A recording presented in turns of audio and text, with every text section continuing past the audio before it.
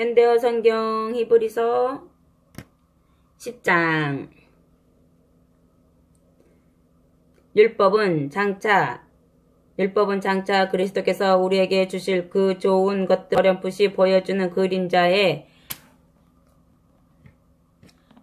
지나지 않을 뿐 실체는 아닙니다. 그래서 옛 제도에 따라 희생 제물을 해마다 반복해서 드렸지만 사람들은 결코 구원받지 못하였습니다. 만일 거기에 구원할 능력이 있었다면 단 한 번의 희생 제물로도 충분해야 할 것이고 예배드리는 사람들도 그것으로 정결해져서 죄 짓고자 하는 마음이 사라져야 마땅합니다. 그러나 사실은 그와 반대였습니다.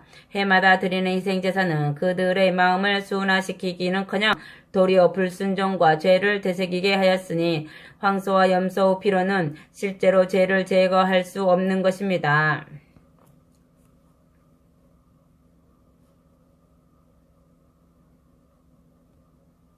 그리스도께서 이 세상에 오셨을 때 이렇게 말씀하신 것도 그것 때문입니다. 하나님 황소와 염소의 피로는 흡족해 하실 수 없는 당신은 당신의 제단의 희생제물로 삼으시려고 저를 인간이 되게 하셨습니다.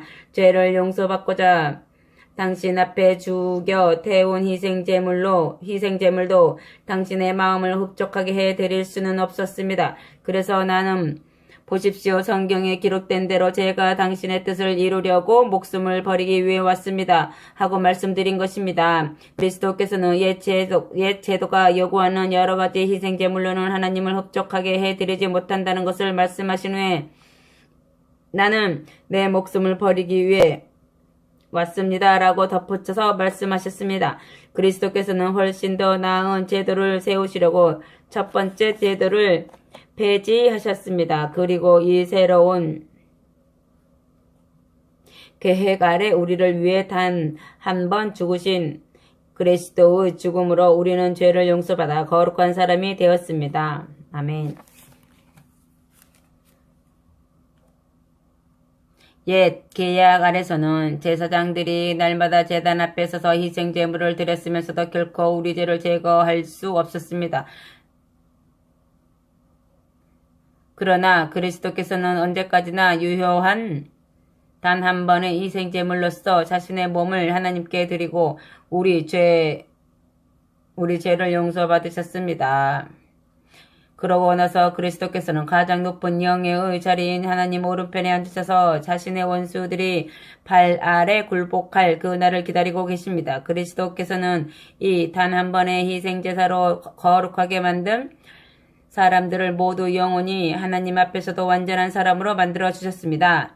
성령께서도 이 사실을 증언하여 이렇게 말씀하셨습니다. 이스라엘 사람들이 비록 첫 번째 계약을 어겼을지라도 나는 그들과 새로운 계약을 맺을 것이다. 나는 내 율법을 그들의 마음에 새겨 그들이 언제나 내 뜻을 알 수 있도록 하겠다. 그러고 나서 성령께서는 다시 덧붙여 말씀하셨습니다. 나는 이제 결코 그들의 죄와 잘못을 기억하지 않을 것이다. 이제 죄를 영원히 용서하고 또 기억조차 하지 않겠다고 하셨으므로 앞으로는 죄를 없애려고 희생제물을 드릴 필요가 없습니다. 아멘. 믿음을 굳세게. 그러므로 사랑하는 형제들이여 이제 우리는 예수께서 흘려주신 그 피 덕분으로 하나님이 계시는 지성소에 들어갈 수 있게 되었습니다. 신선하고 새로운 이 생명의 길을 그리스도께서는 그 휘장 곧 당신의 몸을 찢으심으로써 우리에게 열어주셨습니다.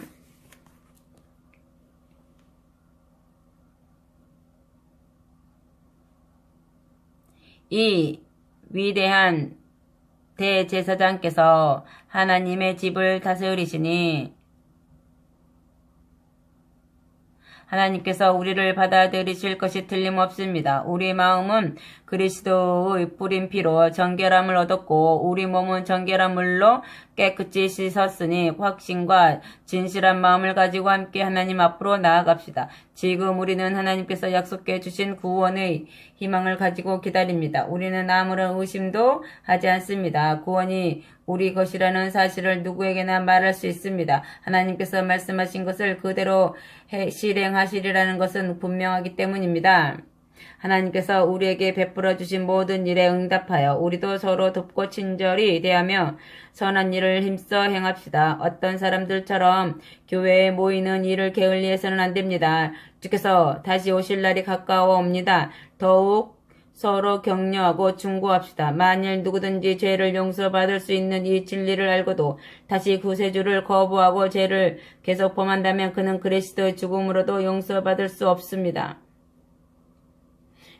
그런 사람에게는 대적하는 자들을 모조리 불에 태워 버리시는 하나님의 무서운 진노와 엄한 형벌이 기다리고 있을 따름입니다. 모세의 율법을 거역하고 두세 명의 증인만 있으면 용서받지 못하고 죽임을 당하였습니다. 그런데 하물며 하나님의 아들을 짓밟고 죄를 정결케 하신 그리스도의 피를 무시하거나 부정한 것으로 보며 또 하나님의 자비를 그분 백성에게 가져다 주시는 성령을 모욕하고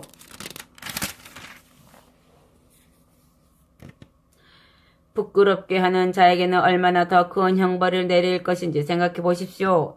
우리는 다음과 같이 말씀하신 분을 알고 있습니다. 정의는 내게 속한 것이다. 내가 갚아줄 것이다. 또 주께서 친히 당신의 백성을 심판하실 것이다. 라고 하신 분도 알고 있습니다.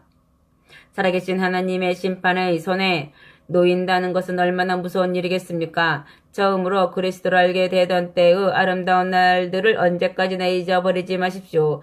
또 무서운 고난을 겪으면서도 주님과 함께 이겨낸 그 사실을 기억하십시오. 어떤 때 여러분은 조소를 당하고 매를 맞기도 하였으며 또 어떤 때는 그런 고통을 당하는 사람들에게 동정을 베풀기도 하였습니다. 감옥에 갇힌 자들과 아픔을 함께하고 또 여러분의 재산을 다 빼앗긴다 해도 기쁨으로 견디어낸 일도 있었습니다. 그렇게 할 수 있었던 것은 하늘에 있는 더 좋은 것이 영원히 여러분의 것이 되어 기다리고 있음을 믿기 때문이었습니다.